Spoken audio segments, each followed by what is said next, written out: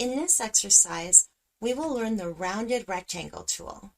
The rounded rectangle tool is basically used for round corner shapes. Okay, let's see how this tool will work. If we right-click on the rectangle tool, or we can just press Shift and U to select this tool. Okay, I have selected this tool and just click and drag here, and now we have a rounded corner shape. It is not completely round. Okay, we have some other shape options here. Path and pixels. I recommend you to use path and shape only.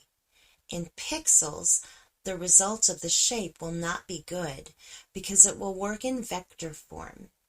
In path and shape, we can increase and decrease the size easily without any quality loss. Okay, next we have fill option.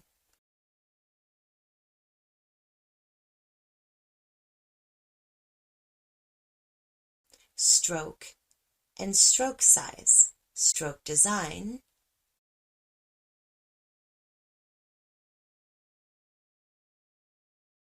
next is width and height.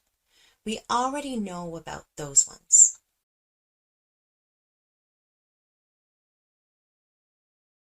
Okay, next we have a radius option. If we increase it, the corners will be round shapes, something like that.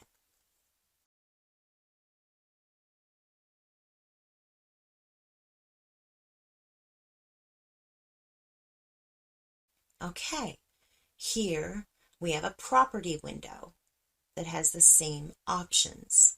We can also select property from the window menu and select properties here.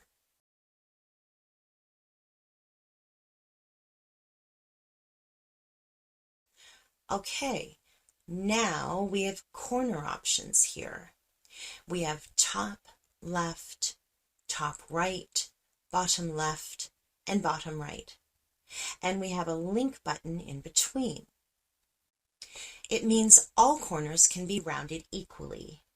Okay, let's click here and drag. We can see all the corners are rounded equally. If we check this off, then we are only able to round it one by one.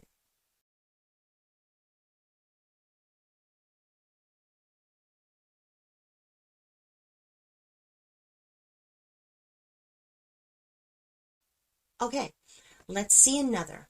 If we click one time here, we can create a rectangle by choosing the width and height.